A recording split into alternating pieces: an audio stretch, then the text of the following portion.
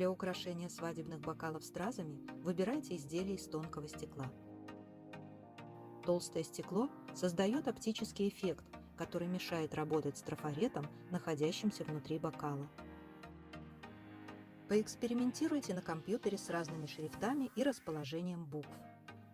Не перестарайтесь с завитками, иначе буквы перестанут читаться. Отдавайте предпочтение плавным линиям.